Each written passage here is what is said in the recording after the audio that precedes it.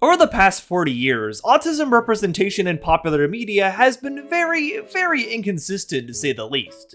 I am a surgeon! I am a surgeon! I am a surgeon! In the past few years, general acceptance and knowledge surrounding autism and neurodivergency overall has certainly become more prevalent, with more information being available to people and neurodivergent conditions being more thoroughly studied and discussed overall. It's a lot easier for people to be able to get diagnosed in today's day and age, and while there is still some work to be done in getting people properly diagnosed, it's generally a much more informed process than it was about 10, 20, or 30 years ago, which is exactly why you see a lot of people that weren't initially able to get diagnosed back then being able to do so now. But even though information on autism has become much more prevalent in modern times, representation of autism in popular media hasn't always managed to create the best portrayal at all. Probably the first really notable portrayal of autism in Hollywood was Rain Man, the highly acclaimed 1988 film starring Tom Cruise and Dustin Hoffman. While this film was a major critical and commercial success, with Hoffman getting an Academy Award for his performance as an autistic savant character and the film itself winning Best Picture, Rain Man doesn't really hold up to much modern scrutiny or sensibilities about autism, especially considering the fact Rain Man actually wasn't based on somebody with autism, which we'll get into later. In fact, many feel this negatively impacted how the general public views autism overall. It's pretty disappointing. And this can be said for a lot of major examples of written autism representation, things like Mercury Rising, The Good Doctor, Radio, Sia's music movie, and Black Manta's 2003 comic book where they try to cure him of having autism to make him not a violent supervillain anymore. Yes, that is somehow real. Either don't actually resonate with autistic people, or even in some cases, perpetuate harmful stereotypes about autism in general. And while there are a few distinct exceptions, which we'll talk about later, most written depictions of autism tend to either not truly resonate with autistic people, or are intentionally just designed to cater towards neurotypical audiences as a form of inspiration corn, only utilizing an autistic character as a prop meant to make neurotypical characters look better. Something like the Unbreakable Boy from last year is probably one of the worst examples of this. I think that you're navigating the waters of having a child with autism, which is something that at this point, it touches all of our lives, every one of us. Either we have autism, our kids do, our friends' kids, our kids' friends. I mean, it's that. Oh, brother, this guy stinks! However, even with all these bad examples of autism representation in media, there is a specific type of character that does show up frequently in media that a lot of autistic people actually do tend to resonate with. I'm of course talking about none other than autistic coded characters, which unlike most actual written autism representation in media, tend to actually be characters that autistic people genuinely resonate with and see themselves in. Now, when we're talking about autistic coded characters, what that means is characters who aren't explicitly written or stated to be autistic in the media they come from, but do actively show off traits that autistic people tend to resonate with. Some popular examples of autistic coded characters include Lilo from Lilo and Stitch, Tails the Fox from the Sonic the Hedgehog franchise, Okabe Rintaro from the anime Steins, Amadeus Mozart as he's depicted in the film Amadeus, Milo Thatch from Disney's Atlantis, Newt Scamander from Fantastic Beasts, and Zuko from Avatar The Last Airbender, amongst many others. These tend to be characters that resonate with autistic people far more than anything seen in Rain Man, Radio, or really any examples of written autism representation in popular culture. But why exactly is this? Why is it that autistic people tend to connect more with characters that aren't even written as autistic, more so than the characters that are written as autistic? Well, that's exactly the question I want to answer today. I'm gonna go through every major example of written autism representation from the past 40 years, starting with Rain Man from 1988 and ending with The Unbreakable Boy from 2025, and explain why exactly each of these examples of written autism representation fail to accurately portray autism in a way that appealed to autistic people and also didn't come off as objectifying, as well as compare these written examples to examples of autistic coded characters and show exactly why those characters are able to resonate far more effectively to autistic people. And ultimately, I just want to discuss what real autism representation should look like in media going forward. To start, let's look at where it all began, that being Rain Man from 1988. Rain Man especially is a very unique case, given that, as stated before, this was the first film to really depict autism to a broader audience, back in 1988 even. So you'd think there would be able to be more leniency given to a film like this, given it was the first film to really tackle it. You'd think that, but believe it or not, this film technically doesn't actually tackle autism as a condition at all. For those unaware, Dustin Hoffman, who portrays Raymond Babbitt, aka Rain Man, the main autistic character in this movie, based his performance off of the real-life savant Kim Peek, who lived in Utah at the time of the film's production and actually inspired the film to be made to begin with. Kim Peek was an individual who was described as displaying signs of savant syndrome early on in life, showcasing an incredible memory and even predicting that the Skylab space station would crash near Perth, Australia in 1979. Yes, that actually did happen. Dustin Hoffman personally met Peek and studied his mannerisms in order to create what he assumed was an accurate depiction of an autistic savant. However, the biggest problem with this is that Kim Peek actually wasn't autistic at all. While Peek did showcase very specific interests and an incredible memory, this actually was confirmed later in his life to not be the result of autism, but rather FG syndrome. Yes, you heard that correctly. The movie Rain Man wasn't even accurately based off of an autistic person's life experiences, but someone else with a completely different neurodivergent condition. For those who may not know what FG syndrome is, it's actually an epilepsy-related condition which often is characterized by cognitive dysfunction and tonic seizures that begin in childhood and continue throughout adulthood. Kim Peek had this condition, but it was initially mistaken as autism and thus framed as such in this movie, calling Hoffman's character, which was based on Peek, an autistic savant. In his particular case, he's pretty well off. He's very high functioning. Most autistics, they can't speak or they can't communicate. Oh my God, bro. Oh, hell no. That's gonna be a big yikes from me, dog. And it's because of this, even though it likely was unintentional, this movie for the longest time has been one of the biggest perpetrators of misinformation surrounding autism, simply because of the fact the person this movie is based on wasn't even actually autistic. So right off the bat, it does make sense why this film often doesn't actually resonate with autistic people in particular. But even just as a general portrayal of neurodivergency, this movie kinda fails in that regard too. Raymond in this film is treated so horribly by most people around him, most notably his own brother, Charlie, played by Tom Cruise in this film. He's not really portrayed as an actual person within the context of this film, or even a real character, basically just a walking calculator who enjoys quoting Abbott and Costello to himself oftentimes, and is also directly taken advantage of by his brother time and time again in honestly some pretty disgusting ways. Charlie initially scoops Raymond up from a mental institution in Cincinnati moments after finding out Raymond exists, since originally he hadn't even been aware he had a brother. However, of course, the only reason Charlie wants anything to do with his brother at all is so he can get $3 million from his dead father's will. Wow, gee, Tom Cruise sure is the brother of the year here, everybody. He more or less kidnaps him from the mental institution to do this and uses Raymond for his own personal benefit, something even his own girlfriend calls him out on. What is my crime here, huh?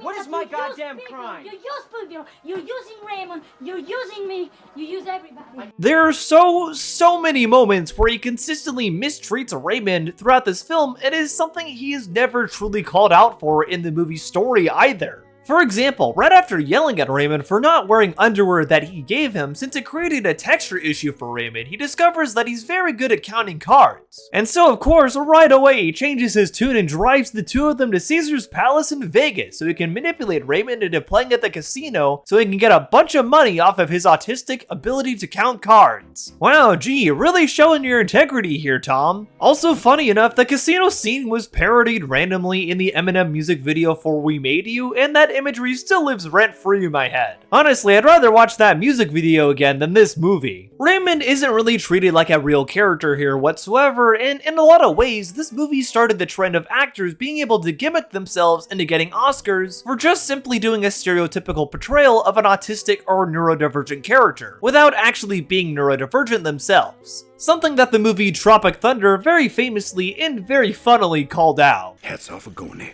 Especially knowing how the Academy is about that shit. About what? You're serious? You don't know.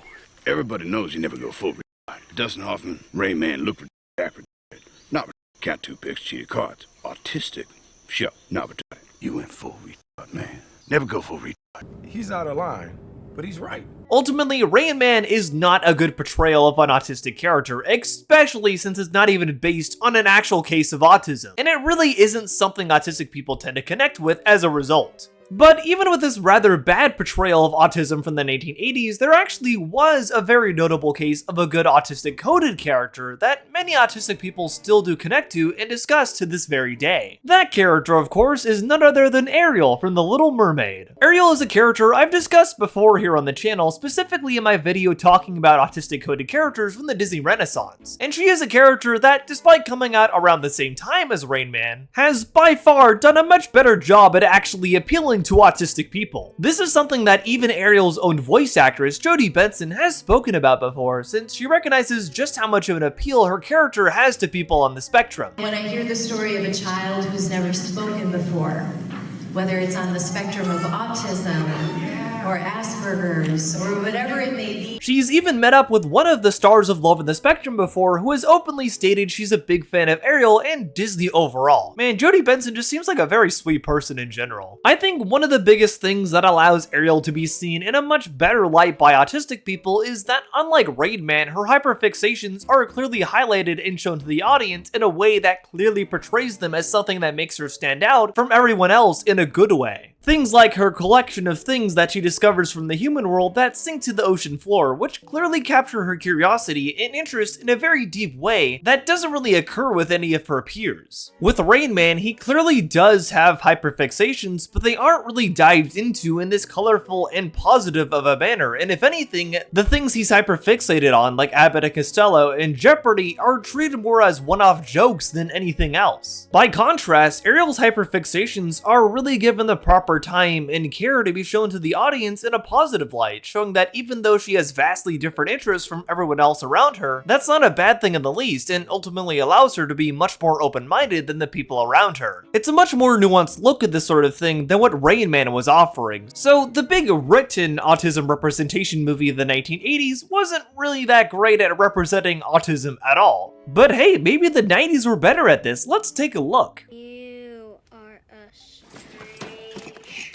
Where did you get this number? Oh, brother, this guy stinks! No, they definitely were not. Enter Mercury Rising, a movie that might honestly have even worse autism representation than Rain Man, which is saying a lot. Mercury Rising stars Bruce Willis as an FBI agent trying to protect an autistic child who has somehow cracked one of the biggest government ciphers, simply known as Mercury. Somehow, this government cipher has ended up in a puzzle magazine apparently made for nerds that ends up in the hands of an autistic boy named Simon, who cracks this cipher in an instant and ends up becoming the target of the government, who kills his parents and now wants to kill him too, and now it's up to Bruce Willis to save him. No, I am not making this up, and yes, it is as dumb as it probably sounds. I think the level of autism representation here, if you could even call it that, is on the same level of The Predator, which if you saw my video on that movie, you know is saying a lot. And it's also very much not a compliment whatsoever towards this movie or The Predator.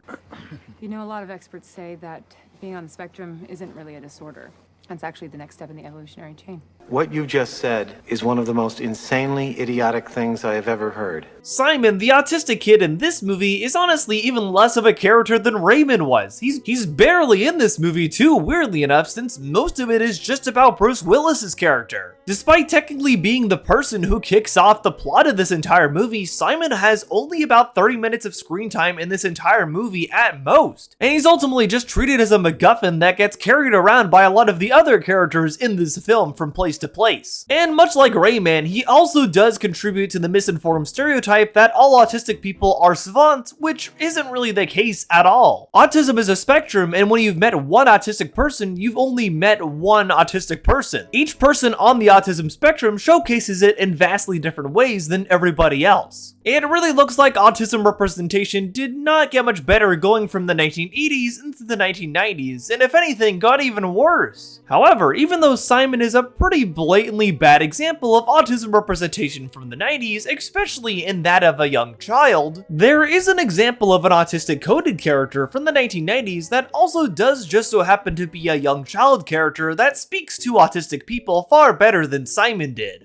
I'm of course talking about none other than Tails the Fox from the Sonic the Hedgehog franchise. Tails is a character that a lot of autistic people tend to see themselves in, myself included. Unlike Simon, he's actually a real character with his own sense of agency and not just a MacGuffin that gets dragged around because the plot demands it. Tails has many different hyperfixations, probably most notably on machines and inventing things, which is actually shown in a very positive light, since the things he invents are often to aid his own friends, such as the Tornado, a plane he rides in with Sonic for air travel. Tails originally grew up being bullied for being different from other Mobians due to him having two tails, but eventually found acceptance from someone else after meeting Sonic, someone who he saw a lot of himself in. This is a pretty common thing with autistic people in general, since when they're able to find someone else who is neurodivergent and understands where they come from on things, it's usually a very comforting thing, since autistic people tend to understand each other on a much deeper level than neurotypical people understand each other. This is exactly why a character like Tails speaks far more to autistic people than a character like Simon, since he embodies that sense of understanding in a way a character that is written the way Simon is just simply cannot. Tails is absolutely a great autistic coded character for that reason, and he's one that a lot of people like, myself included, and have liked for a very long time. But moving into the 2000s, you might be wondering, what do we have for written autism representation around this time? Well, this is where things get interesting because in some cases at least, this is where we started to see a little more complexity with autism representation. Unfortunately, we had to start off this decade with I Am Sam, a film starring Sean Penn as a neurodivergent man who adopts a daughter and ends up being a father to her. This film has been very infamous for a very long time, and rightfully so. If you know anything about this movie, it probably already should speak for itself. This film, in fact, was the main object of ridicule in the scene from Tropic Thunder that I showed earlier. You don't buy that?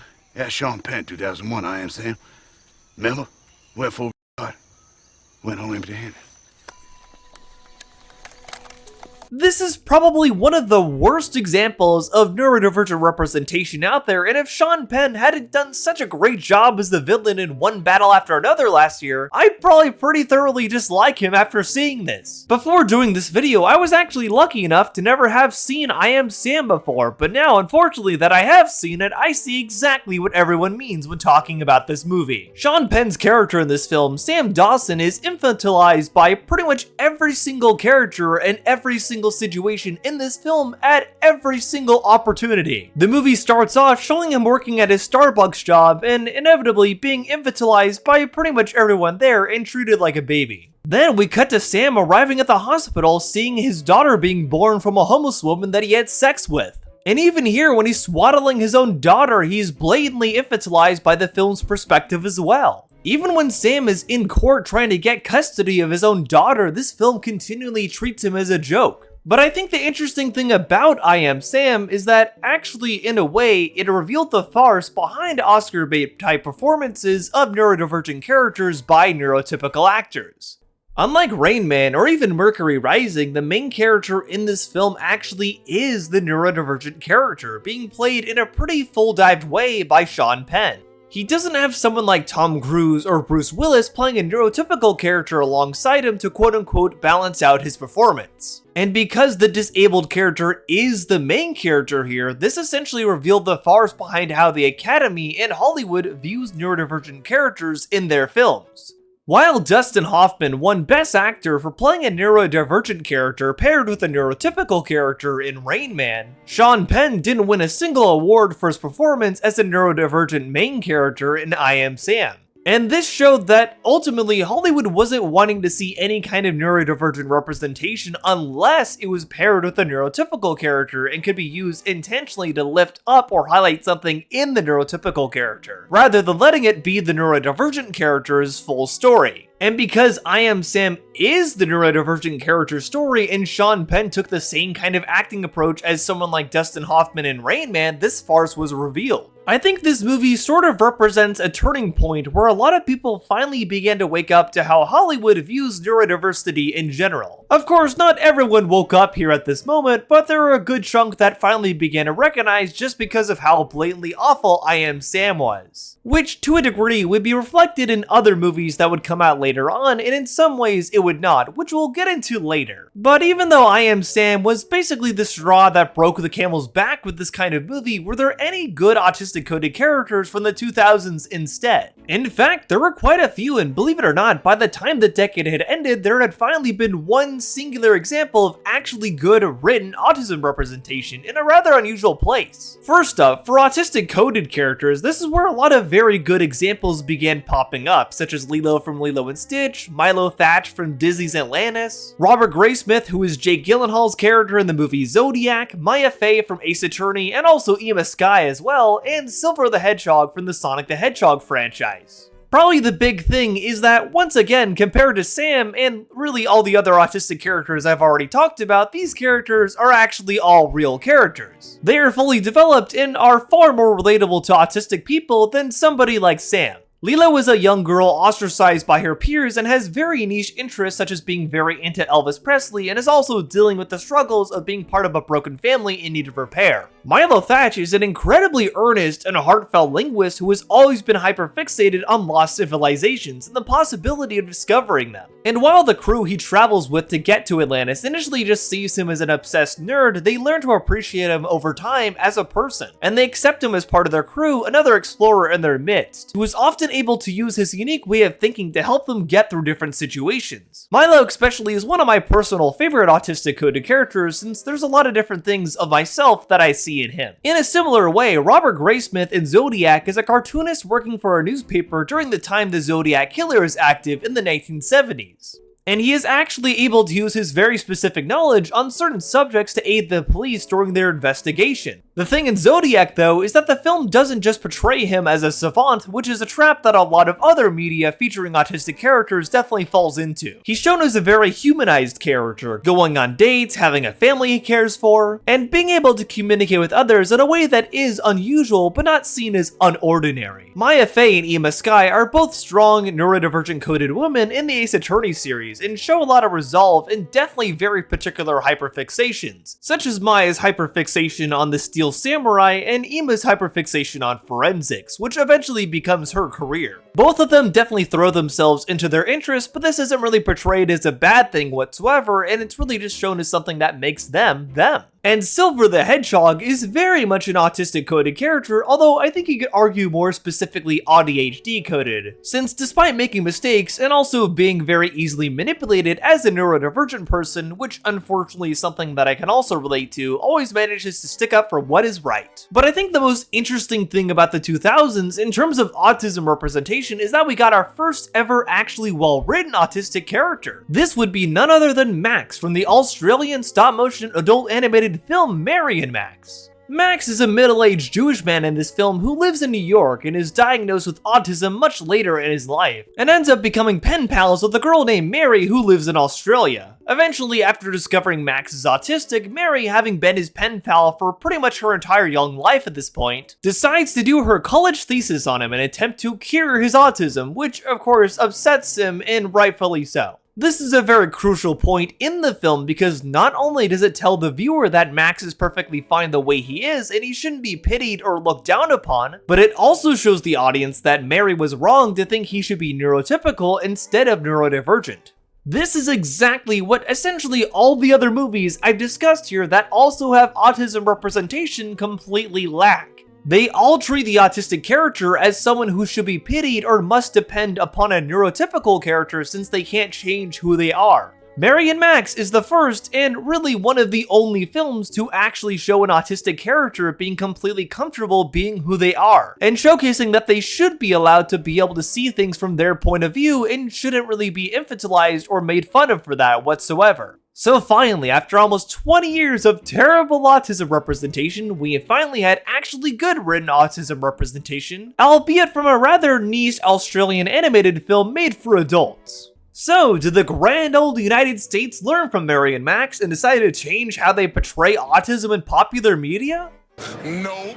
Unfortunately, you can probably already guess at this point. While there have been some better strides in recent memory, there have been plenty of the same traps made by Hollywood in terms of representing neurodivergency. Something like The Good Doctor, for instance, which I've discussed here on the channel before, is one of the worst examples of this from the 2010s, and also probably one of the most blatantly awful examples of the savant stereotype.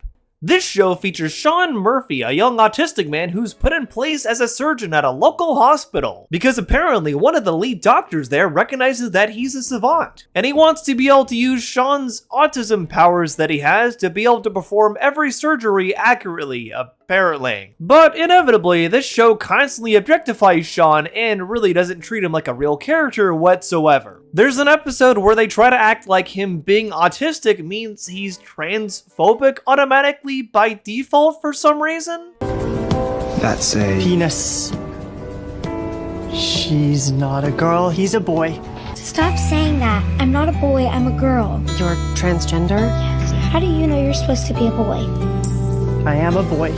Biologically, that's... Oh my god, bro. Oh, hell no, man. That's gonna be another big yikes from me there. They also have a scene that is probably the most infamous aspect of this entire show, where Sean ends up running out of his surgery midway through because he got overstimulated. This is genuinely awful because Sean literally put the patient's life at risk by doing this. As a result, Sean is removed from his surgery position by Dr. Han and put in pathology instead, which honestly seems like a much better fit for him. But unfortunately, Sean and the writers of this show just can't have that. Rather than actually keeping Sean in a position that makes sense for him, they'd rather him have a huge meltdown at Dr. Han because he's not a surgeon anymore. The dumbest part about this is that Dr. Han was completely in the right to put Sean in pathology. It's not like he fired him either. He still has a job at the hospital, he's just in a different field now that honestly is a lot more suited for him and his needs. But for some reason, the writers of The Good Doctor can't have Sean be anything but a surgeon, even when he's not even good at it. That is one of the most frustrating aspects of The Good Doctor for me, because while I think there is some good intention behind some of this anyway, it's so poorly executed that it really comes off pretty poorly in general. In the 2010s at least, we did get some good autistic coded characters like Okabe Rintaro from the anime Steins. I actually did compare these two characters directly in my Good Doctor video a while back, but while Okabe and Sean actually have pretty similar struggles as autistic people, such as not really being sure how to socially engage with others, not being sure how to go on dates, and being very nervous about that kind of thing, these sorts of things are portrayed way better by Okabe since, first of all, he's actually a real, fully developed character, unlike Sean Murphy. While The Good Doctor does often infantilize and objectify the character of Sean Murphy even when he's going out on dates with people, the anime Steins doesn't really do this to Okabe whatsoever. Compare these two scenes in particular where Sean and Okabe are shown going on dates in their respective shows. Why are you smiling? I don't know. I wanted you to know that things are okay. Good.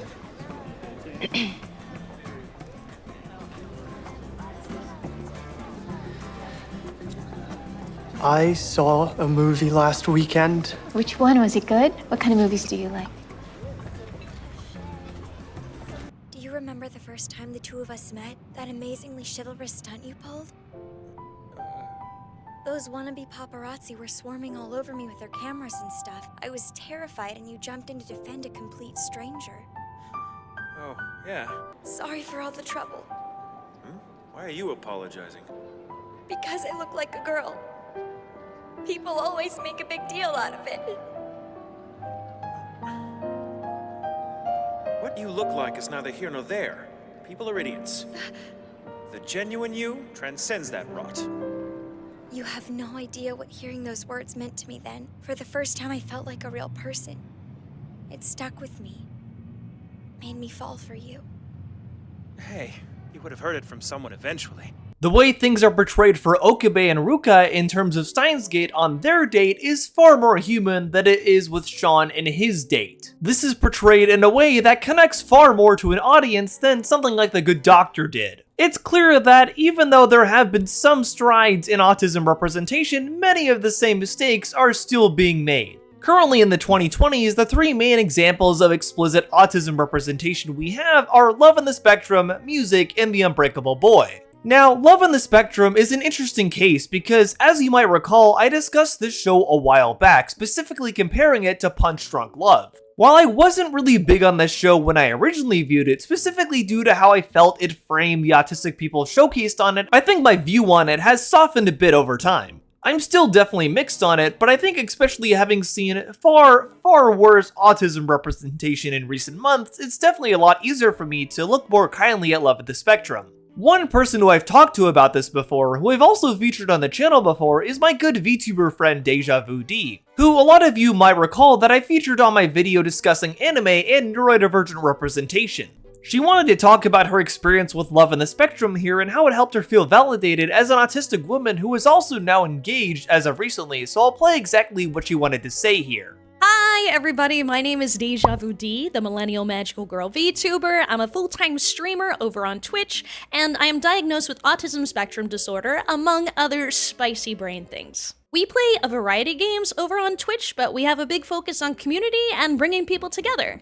Noah invited me to talk about a few things today with my experience with autism and media, including autism. I think a big part of media and how it performs in 2025 is relatability, and for me, Love on the Spectrum filled that niche. Love on the Spectrum made me feel seen and validated as someone with autism. The people on the show communicated in a similar way to how I do, for example, being able to speak extensively about special interests and struggling, but often attempting to be receptive to others. I found that individuals on the show were portrayed to be driven by affection and emotions, and I found a contrary with other dating shows that highlight heavier topics like marriage or sex.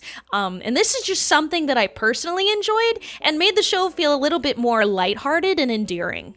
I also enjoyed having folks from all over the spectrum being highlighted in the show, whether they were autism level 1 to 3, and how each person, depending on their level of the disorder, handled things like communication, overstimulation, and expressing themselves. Love on the Spectrum is something that I genuinely get really excited for every season. I do understand that there's a lot of curation in any reality TV show and things are staged or censored, but what the show does from the supporting crew that I really enjoyed is they supported the folks with autism. They didn't push them if they were uncomfortable, they let them take breaks, and that was something that sort of solidified why I really liked the show and enjoyed it as someone also with autism spectrum disorder. Love on the Spectrum does, at least in some ways, have an ability to speak to autistic people and help them feel good about seeking romance, which to me is a good thing. On the other hand, things like Music and The Unbreakable Boy are very blatantly big steps back in terms of representing autism. I've talked about both movies before, but in the case of Music, this is a movie made by the pop singer Sia, starring Maddie Ziegler as a nonverbal autistic girl, who through the power of her being autistic and nonverbal helps her sister Zoo find love and also turn away from her former life as a drug dealer.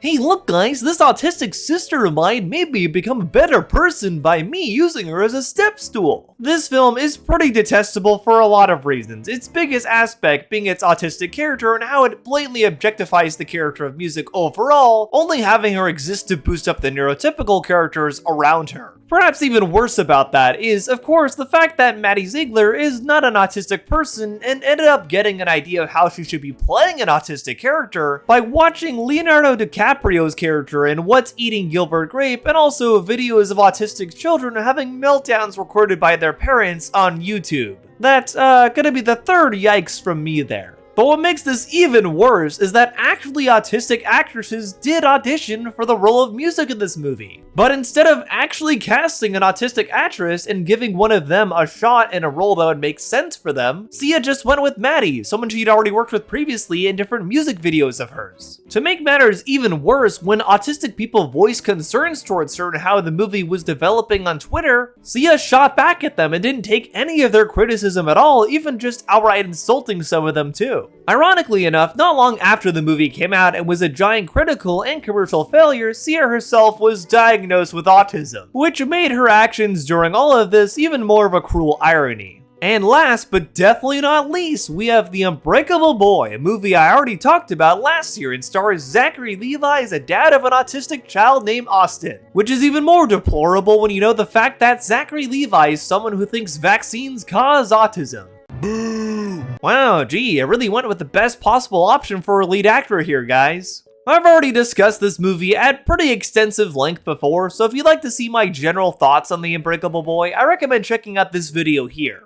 But in short, this is yet another film where an autistic child is not treated as a character, but a prop who solely exists to make his dad feel better for having such a big burden of raising an autistic child and also struggling with alcoholism. Wow, what a shock. Overall, it's pretty clear that, unfortunately, even in modern times, Hollywood's view of how autism should be portrayed in popular media really hasn't changed much at all. The main reason an autistic character is usually included in any major American film is often simply to boost up a different neurotypical character instead of actually being allowed to be their own character. But I think in many ways, this is exactly why autistic people like myself really value things like autistic coded characters. Even outside of the ones I already mentioned here, characters like the ones found in Mulan, The Batman, Beauty and the Beast, Amadeus, The Bad Batch, Community, Fire Emblem Path of Radiance. Ike is a very autistic coded character and also very gay, obviously. Amphibia, The Owl House, Wednesday, Rise of the TMNT, Apothecary Diaries, Code Geass, and so